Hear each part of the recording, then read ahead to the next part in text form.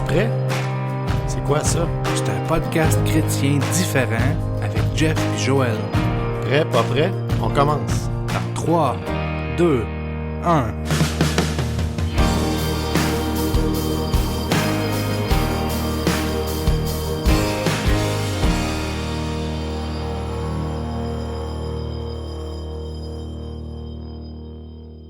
Salut tout le monde, bienvenue à ce nouvel épisode du podcast Es-tu prêt? Aujourd'hui, on va poursuivre une fois de plus notre étude du livre des Romains, étude de surface. Donc aujourd'hui, on va passer à travers le chapitre 7. Donc comme d'habitude, JF se joint à moi. Salut JF, comment ça va? Salut, ça va, toi? Ah, ça va bien. La semaine passée, on était absent. Ouais. Je sais pas, on a quelques assidus là, qui l'ont remarqué. Il y en a peut-être plusieurs qui l'écoutent en différé, fait qu'ils verront pas nécessairement la différence qu'il y a une semaine qui manque, mais il y en a qui nous suivent chaque vendredi depuis le début de l'étude sur le livre des Romains, puis qui se demandaient pourquoi on n'était pas là la semaine passée. Eh bien, c'est de ma faute. J'avais malheureusement des symptômes qui peuvent s'apparenter aux symptômes COVID. Donc, dans les circonstances, isolement préventif et test COVID pour confirmer que je n'ai pas le COVID. Bonne nouvelle. Donc, c'est pour ça que cette semaine, on a la chance de reprendre où on avait laissé. Donc, pour l'étude du chapitre 7 des Romains. Le chapitre 7, j'aimerais l'intituler La relation de l'homme avec la loi. Puis c'est un peu de ça que Paul parle. Il en parle quant à lui-même, mais il parle pour plus que juste lui-même parce que les versets 14 à 24 de l'Épître représentent vraiment comment la majorité des chrétiens se sentent dans leur relation face à la loi parce que, veut pas, on sait tous que si on est chrétien, on devrait vivre d'une certaine façon, mais pour une raison... on dirait qu'on n'est pas capable de vivre de cette façon-là. Puis j'ai envie qu'on fasse quelque chose d'un peu bizarre, JF, c'est que au lieu de lire vraiment du verset 1 au verset 25, tout le chapitre, j'aimerais ça qu'on lise un peu à l'envers. Non pas du dernier au premier, mais plutôt juste de justement lire le verset 14 au verset 24 comme une toile de fond pour qu'on comprenne comment on se sent comme chrétien dans notre relation face à la loi. Puis après ça, partir au verset 1, puis voir ce que Paul en dit. Donc, c'est un peu bizarre, mais je pense que ça va nous aider à mieux comprendre l'essence des versets 1 à 13 si on commence par lire du verset 14 au verset 24. C'est bon. Nous savons, en effet, que la loi est spirituelle. Mais moi, je suis charnel, vendu au péché. Car je ne sais pas ce que je fais. Je ne fais point ce que je veux, et je fais ce que je hais. Or, si je fais ce que je ne veux pas, je reconnais par là que la loi est bonne. Et maintenant, ce n'est plus moi qui le fais, mais c'est le péché qui habite en moi. Ce qui est bon, je le sais, n'habite pas en moi, c'est-à-dire dans ma chair. J'ai la volonté, mais non le pouvoir de faire le bien. Car je ne fais pas le bien que je veux, et je fais le mal que je ne veux pas. Et si je fais ce que je ne veux pas, ce n'est plus moi qui le fais, c'est le péché qui habite en moi.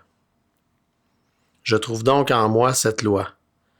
Quand je veux faire le bien, le mal est attaché à moi.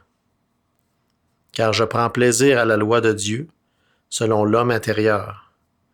Mais je vois dans mes membres une autre loi, qui lutte contre la loi de mon entendement, et qui me rend captif de la loi du péché qui est dans mes membres. Misérable que je suis. Misérable que je suis. Ouais. Qui me délivrera du corps de cette mort?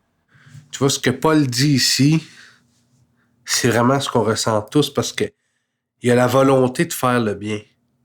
Comme chrétien, je pense que j'ai encore à chercher un chrétien, quelqu'un vraiment qui a choisi de vivre pour Jésus, qui souhaite faire le mal.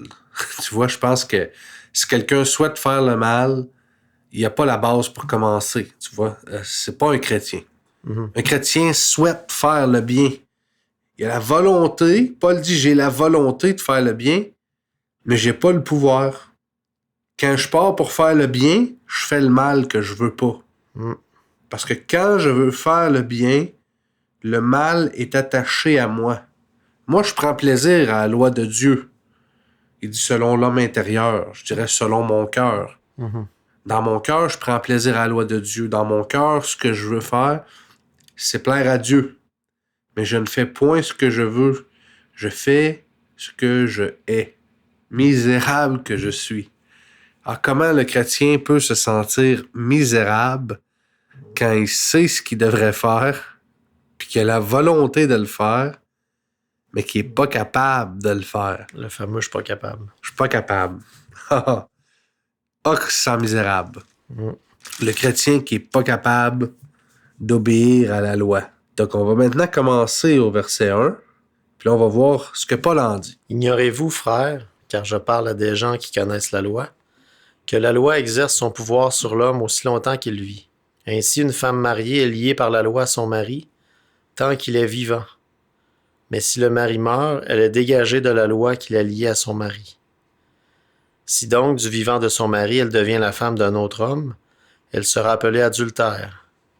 Mais si le mari meurt, elle est affranchie de la loi, de sorte qu'elle n'est point adultère en devenant la femme d'un autre. De même, mes frères, vous aussi, vous avez été, par le corps de Christ, mis à mort en ce qui concerne la loi, pour que vous apparteniez à un autre, à celui qui est ressuscité des morts, afin que nous portions des fruits pour Dieu. La loi exerce son pouvoir sur l'homme aussi longtemps qu'il vit. Paul commence comme ça. Il dit, aussi longtemps que tu vis, la loi exerce son pouvoir sur toi.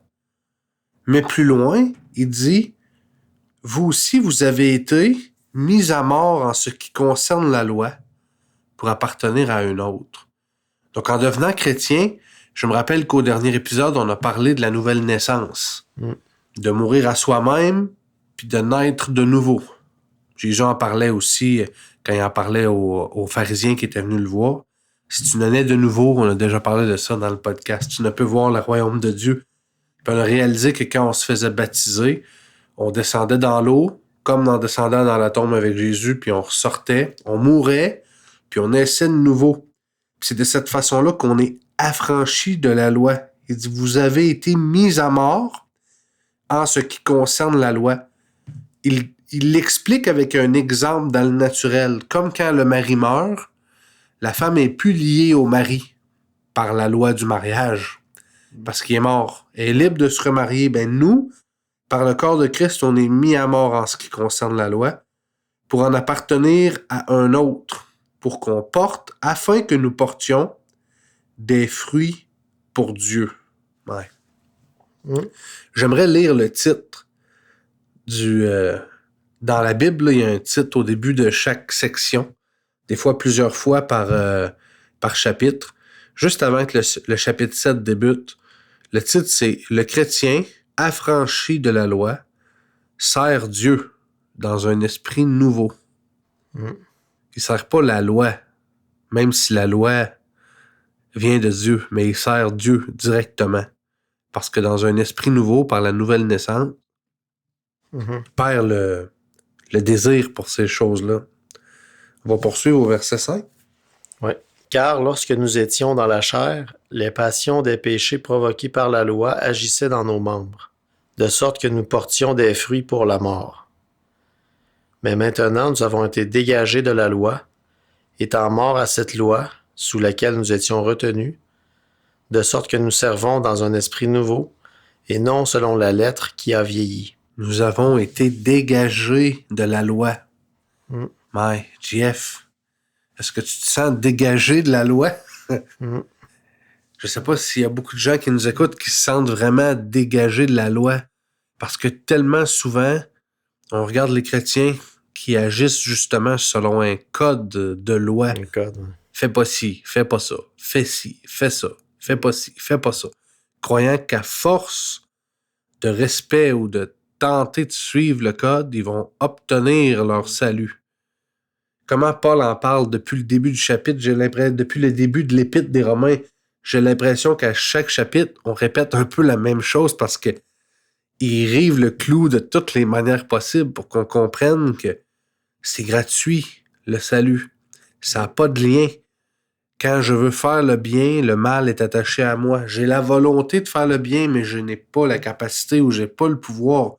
La seule façon d'être dégagé de la loi, c'est de mourir. Mourir à soi-même pour que on soit libéré de cette loi sous laquelle nous étions retenus pour servir dans un esprit nouveau. Verset 7. Que dirons-nous donc? La loi est-elle péché? Parce que là, on pourrait dire, OK, mais là, si finalement on est mort à la loi, puis la loi, c'est plus bon, ben là, peut-être que suivre la loi, c'est péché. Tu vois, comme être humain, souvent, on évite à aller trop à gauche ou trop à droite. Mais ça veut dire, est-ce que suivre la loi, c'est péché? Si quelqu'un suit la loi, est-ce que c'est péché? Paul dit, loin de là. Je te laisse continuer. C'est ça. Fait qu'il reconnaît que la loi est bonne. Exact. Mais je n'ai connu le péché que par la loi. Ah, la loi, c'est pas péché. Loin de là. Mais c'est quand même la loi qui m'a fait connaître le péché. Mm-hmm. Parce que quand il n'y a pas de loi, il n'y a pas de péché. On en a parlé dans le dernier épisode. Si je roule 200 km/h sur l'autoroute, puis que la limite c'est 100, je suis un criminel. Mm-hmm. Mais si je roule 200 km/h sur l'autobahn en Allemagne, je ne suis pas un criminel, il n'y en a pas de limite de vitesse. Il n'y a pas de loi. Par défaut, il n'y a pas de transgression de la loi. Car je n'aurais pas connu la convoitise si la loi n'eût dit « Tu ne convoiteras point ». Et le péché, saisissant l'occasion, produisit en moi par le commandement toutes sortes de convoitises. Car sans loi, le péché est mort. Sans la loi, le péché est mort. Mais parce que la loi dit pas de convoitise, le péché saisit l'occasion. Puis là, partout où je regarde, il cherche à me faire convoiter. Je regarde ce que mon voisin fait, je regarde tout autour de moi, puis je voudrais tout posséder ça. Tu sais, là, je voudrais être comme les autres. Je convoite. Il y a la convoitise des femmes, naturellement, qui est charnelle, mais il y a toutes sortes de convoitises, là. Ouais, c'est ça, ça se limite. Ça se limite pas juste au corps humain, hein. C'est aux choses matérielles, au statut. Je peux convoiter le statut de quelqu'un d'autre. Tu sais, je peux convoiter beaucoup de choses. La loi saisit l'occasion puis elle essaie de me faire convoiter de toutes sortes de manières. Si ça disait pas « tu ne convoiteras point », je commettrais aucun péché si je convoitais. Tu convoiterais pareil, mais ça serait pas un péché. Exact. Pour moi, étant autrefois sans loi, je vivais. Mais quand le commandement vint, le péché reprit vie, et moi je mourus. Ainsi, le commandement qui conduit à la vie se trouva pour moi conduire à la mort. Tu vois, le commandement, c'est le commandement qui conduit à la vie. Mm-hmm. Dieu a donné 10 commandements au peuple d'Israël. Puis il a dit, suis les 10 commandements et tu vivras. Tu sais là, c'est le commandement qui conduit à la vie. Mais le commandement qui conduit à la vie se trouve pour moi, JF, à conduire à la mort.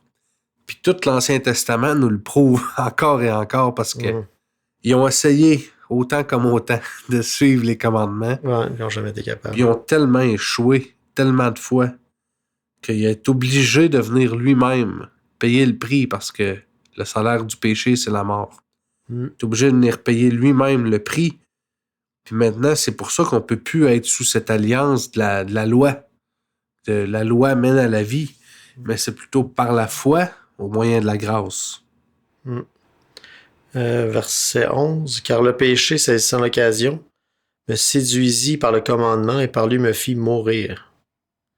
La loi donc est sainte et le commandement est saint, juste et bon. Ce qui est bon a-t-il donc été pour moi une cause de mort? Loin de là. Mais c'est le péché afin qu'il se manifestât comme péché en me donnant la mort, par ce qui est bon, et que par le commandement il devint condamnable au plus haut point. Tu vois, là on pourrait dire, ça serait facile de dire, Dans le fond, c'est la loi. C'est la loi qui est cause de mort. Mhm. Mais non, la loi est sainte. Le commandement est saint, juste et bon.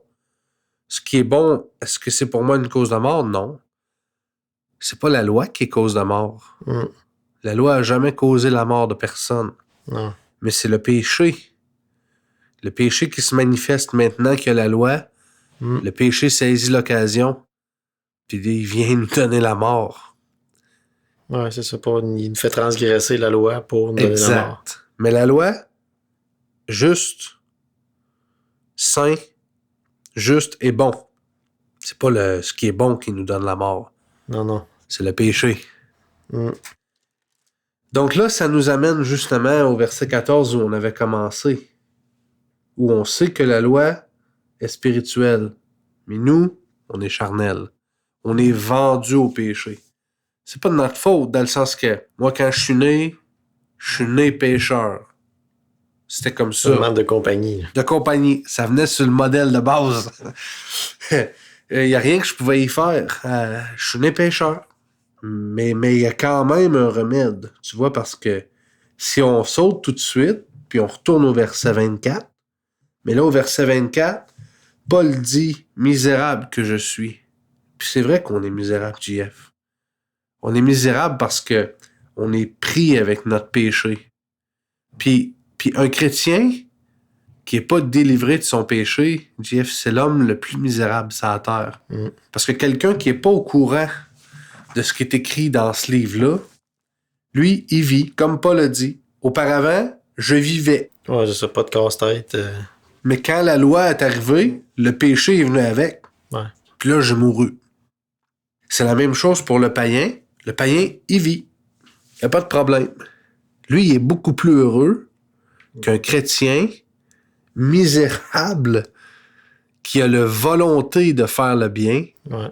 mais pas le pouvoir. Mm. Il se sent lui-même comme un échec perpétuel parce qu'il essaye, puis il échoue tout le temps. Ouais. Quel chrétien misérable. Paul lui-même dit « Misérable que je suis. Qui me délivrera du corps de cette mort? » Mais là, au verset 25, il donne la réponse. Mm. Grâce soit rendue à Dieu par Jésus-Christ notre Seigneur. Ainsi donc, moi-même je suis par l'entendement esclave de la loi de Dieu, et je suis par la chair esclave de la loi du péché. Grâce soit rendue à Dieu par notre Seigneur Jésus-Christ. Parce que moi, je suis esclave dans ma chair de la loi du péché. Mhm. Mais Jésus-Christ, notre Seigneur, c'est par Jésus-Christ, notre Seigneur. C'est pour ça qu'il rend grâce à Dieu. Parce que par Jésus-Christ, notre Seigneur, il y a la mort, il y a le sacrifice qui paye le prix pour mon péché, mais il y a aussi, parce qu'il n'est pas juste mort. Mon Seigneur à moi, il n'est pas juste mort. Il y a beaucoup de religions qui pointent à un tombeau, mais nous, on pointe à un tombeau vide. Parce que quand il est ressuscité, il nous a donné la vie. Il nous a affranchis de la loi du péché pour qu'on puisse le servir dans un esprit nouveau, qu'on puisse naître de nouveau puis recevoir l'Esprit de Dieu en nous qui fait qu'on le sert dans un esprit nouveau. À cette heure, est-ce que ça veut dire que le vrai chrétien qui est né de nouveau puis qui sert Dieu dans un esprit nouveau pêche plus? Non, ça veut pas dire ça. Ben, à vrai dire, on va toujours faire des erreurs. Des erreurs, ouais. Tu vois? Parce qu'il y a une différence entre faire une erreur puis vivre dans le péché. Mhm. Parce que comme être humain, justement, on peut pas s'attendre comme chrétien à la perfection, en ce sens que on peut pas regarder chacune de nos erreurs comme un échec qui fait qu'on n'a pas obtenu ce que Paul parle. Mhm. Tu vois? On a obtenu ce que Paul parle. Si on est né de nouveau puis on a reçu le Saint-Esprit, on vit selon un esprit nouveau. Nos désirs sont changés. On veut faire le bien. Mhm. On veut vivre pour les autres. Mais on est quand même sujet à la tentation. Mais on va quand même faire une erreur. Mais est-ce que cette erreur-là devrait produire une condamnation? Pas longtemps. Voilà une question qu'on va aborder dans le prochain épisode. Je vous souhaite une bonne semaine. La semaine prochaine, on va regarder est-ce que quand un chrétien fait une erreur, il doit se condamner pour celle-ci, se flageller, tu sais, redevenir misérable parce qu'il a fait une erreur. Bonne semaine tout le monde. Que Dieu vous bénisse. Bonne semaine, que Dieu vous bénisse. T'as une question, un commentaire ou tu voudrais nous contacter? Tu peux nous écrire au contact@commercial-es-tu-prêt.info. Ça va nous faire plaisir de te répondre. À bientôt!